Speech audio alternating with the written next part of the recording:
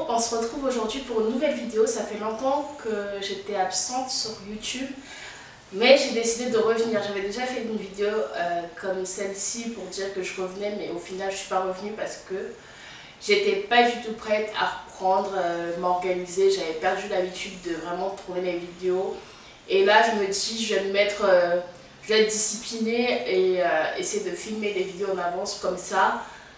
J'ai un petit stock comme ça, j'ai pas tous les week-ends à tourner une vidéo. Et voilà, aujourd'hui je suis de retour avec mon mari et je sais même plus la dernière fois où j'ai publié une vidéo, mais ça fait quelques années déjà, depuis que j'étais enceinte de mon fils, au moins 4 ans. 4 ans où j'étais plus du tout régulière. Et j'espère que vous allez bien. N'hésitez pas à me dire en commentaire comment... S'il y a toujours des abonnés ici, parce que après je sais qu'il y a toujours pas mal d'abonnés, mais peut-être que vous avez vraiment perdu l'habitude de me voir aussi. Donc en tout cas je suis de retour et cette fois j'espère rester.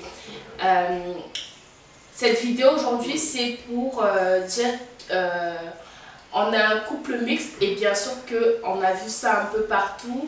À un moment donné, enfin là c'est un peu moins en vogue, mais on s'est dit que ce serait sympa de faire une vidéo là-dessus. Donc on va commencer. On a un couple mixte parce que mon mari est ivoirien et je suis française. Je viens de la Guyane plus précisément.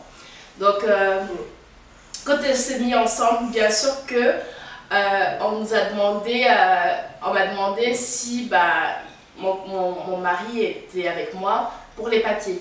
Ah, on souffre à faire les papiers. Dieu même, il ne sait pas comment Dieu a fait la terre. Mais quand tu n'as pas de papiers, tu souffres trop. On dit pour les papiers, on va dire quoi? Ah, on ne savait pas ce qu'on va dire. Parce que moi, quand je me suis mis avec elle, c'était en 2017. Hein. Ouais, en 2017. 2017, et puis on a fait les fiançailles en 2020, c'est ça non? 2020, un truc comme ça. Et puis je me disais à un moment, est-ce que je la demande en mariage ou pas? Et puis je me suis dit, si tu demandes en mariage, peut-être que les gens vont dire, ah tu demandes parce que c'est pour les papiers. Non, je me suis dit, bon, je ne vais pas m'engager sur le terrain, je vais la laisser elle-même. Si elle est convaincue de notre couple, elle me dira éventuellement un jour. Et puis un jour elle m'a dit, ah mais ça se marier. Elle dit, oh, moi il y a longtemps je suis prêt. Voilà mes mains, il y a longtemps je suis prêt. Mais comme tu as fait les papiers, il ne faut pas ils vont dire demain, oh il a fait la demande parce qu'il veut papier. Mais comme toi-même tu es convaincu de ce que tu veux, moi sur la base de ta parole et de ta conviction, on y va. Mais c'est vrai que quand tu es un couple mixte et qu'il y en a un qui n'est pas européen ou américain, c'est vrai que très vite il y a une présomption de papier quoi.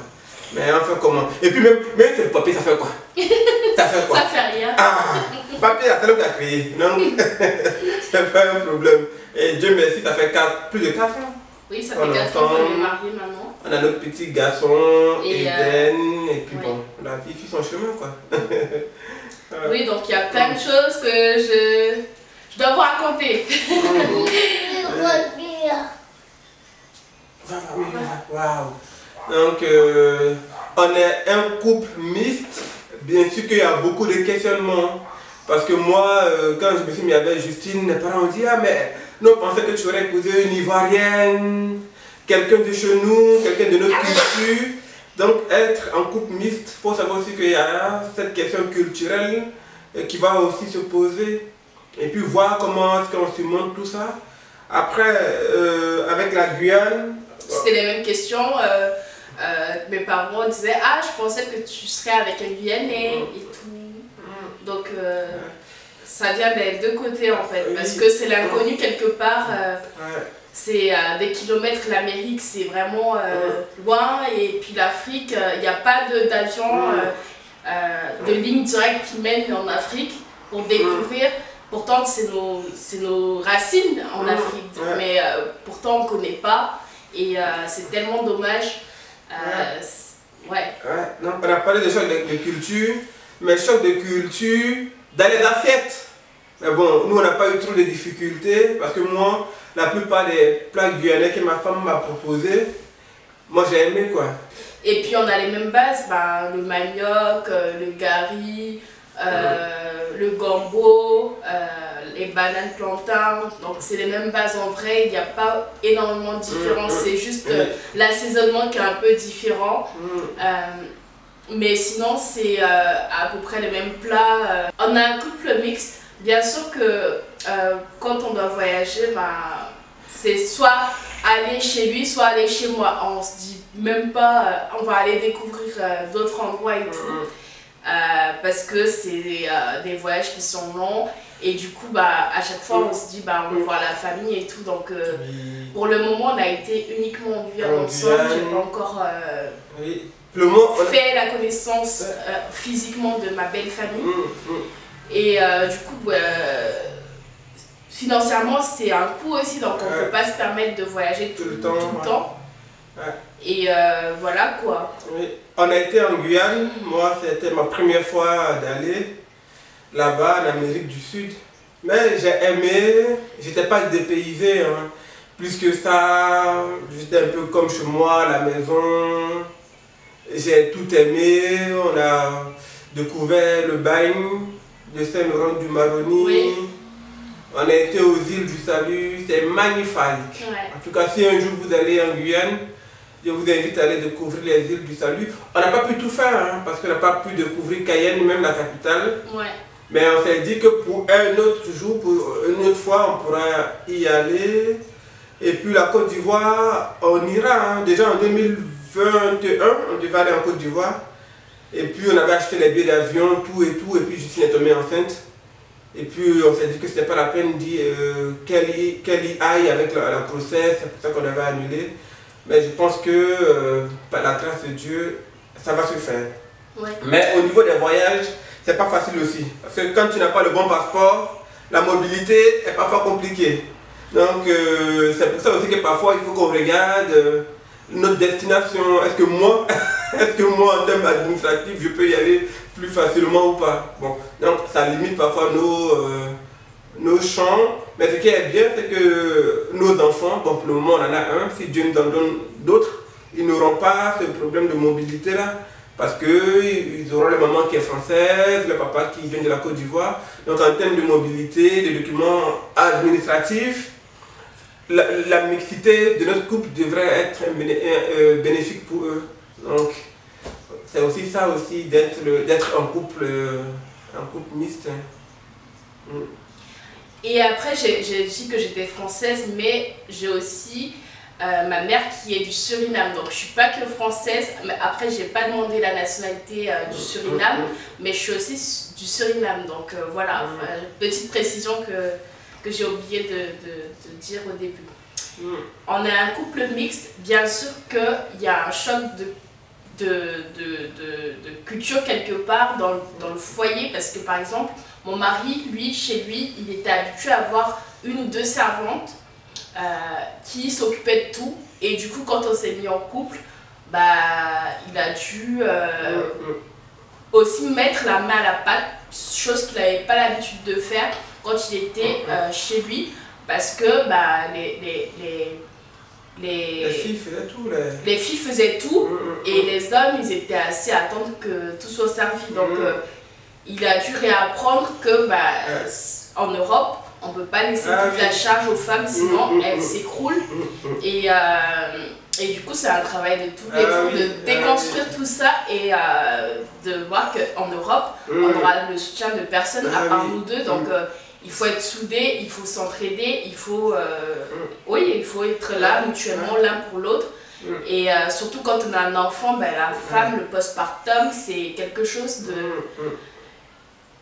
de très lourd. Donc, en tout cas, il faut vraiment être entouré. Oui, en tout cas, il faut mettre la main à la pâte. Hein. Parce que nous qui venons d'Afrique, je me souviens à l'époque quand j'étais encore en Côte d'Ivoire, quand on me voyait dans la cuisine, on me disait « Oh, les hommes ne doivent pas entrer en cuisine !» C'est ce que maman nous disait tout le temps. « Oh, mais tu es un garçon, qu'est-ce que tu fais en cuisine ?» Bon, tant que tu vis là-bas, que tu es en famille en Afrique et qu'il y a les servantes éventuellement qui sont là, ça ne pose pas de problème. Mais quand tu voyages, quand tu découvres l'étranger comme nous, moi je me souviens que quand je suis arrivé en France, il fallait que j'apprenne à faire le ménage, il fallait que j'apprenne à cuisiner.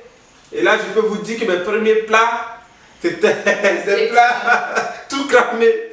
Mais voilà, il faut se réhabituer à vivre. Donc, les mamans en Afrique, nos parents en Afrique, laissaient les garçons aussi apprendre à cuisiner, à faire le ménage. Bon, ce qu'on dit aujourd'hui, ça date d'il y a peut-être 20 ans en arrière. Donc peut-être qu'aujourd'hui les choses ont changé en Afrique et que les hommes de plus en plus, je l'espère, aident leurs femmes dans le ménage. Mais c'est culturel, hein, c'est vraiment un choc de culture. Voilà, qu'on peut transcender, quoi. On a un couple mixte, bien sûr que j'ai les mêmes expressions maintenant que lui. C'est-à-dire quoi? Il y a quoi? Tu parles le nouchi. Je parle un peu le nouchi. Si on vient en Côte d'Ivoire là, vous ne pourrez pas la critiquer beaucoup en nouchi. Hein. Parce qu'elle comprend un peu maintenant le nouchi. Donc si on vient... C'est pas un peu, je comprends tout presque. Tu comprends pas tout? Tu comprends? Bon, regarde, on va dire qu'elle a un niveau moyen. Elle est un peu... pour monter encore, mais il ne peut pas donner tous les codes. Mais si elle donne tous les codes là, il ne peut pas la critiquer souvent. Tu as vu, non? Quand on va en Guyane là, elle parle Djouka. Ah oui, c'est ça. Elle parle Djouka, donc je pense qu'il me critique. Mais comme il ne comprend pas trop le Djouka, souvent il attend Stéphie. C'est des mots les gens sont en train de parler. Mais je ne sais pas, ouais, je ne comprends pas la langue. Voilà, mais bon. C'est vrai que quand je suis avec ma famille, vu que on parle dans ma langue maternelle, donc des fois il est un peu exclu, mais c'est pas fait exprès, c'est parce que on a tellement l'habitude de causer comme ça que finalement on le met à l'écart sans le faire exprès.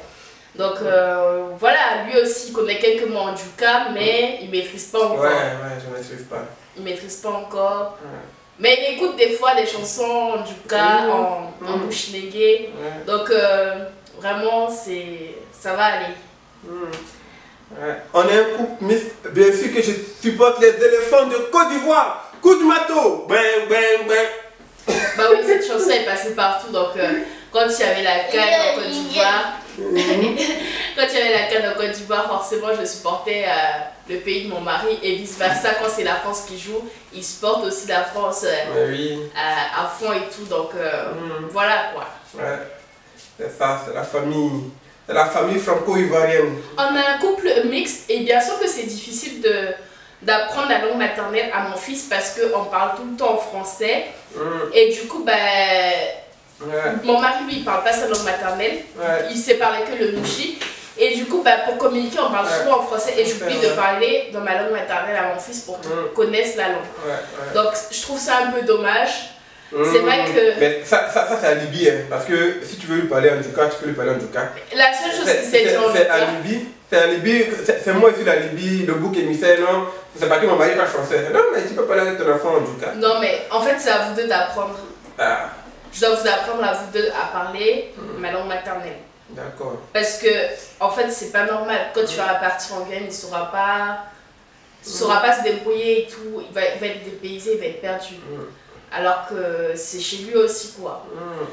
C'est comme ça que la langue se perd au fur et à mesure. La mixité devrait favoriser le fait de parler plusieurs langues, pas limiter, tu vois. Donc c'est à nous de mettre ça en place, mais c'est pas facile, hein, c'est pas facile. Voilà, on est un couple mixte, mais si que ma femme pour venir à Abidjan, elle a besoin d'un visa. Mais ce n'est pas grave, on sera bientôt à Abidjan. Préparez-nous les loups foutous, les loups foufous, les loups sauf graines, on arrive bientôt. Tout le monde sera là, par la grâce de Dieu, avec Eden, tout le monde, pour profiter de la Côte d'Ivoire, va découvrir l'Afrique. Après, notre fils, l'avantage c'est qu'il a 2 passeports. Il a le passeport français et ivoirien. Moi, je dois demander la nationalité. Et puis voilà. Et mon mari aussi, la naturalisation. Donc ça va se faire au fur et à mesure. C'est qu'une question de temps. On espère que cette vidéo vous a plu. Pour le comeback de Justine, donnez-lui la force, lâchez-vous dans les commentaires. Et puis on espère qu'elle sera plus régulière et puis que les choses vont se faire au fur et à mesure. D'ici là, portez-vous bien et on se dit à bientôt pour une nouvelle vidéo. Bisous, à très bientôt. Au revoir.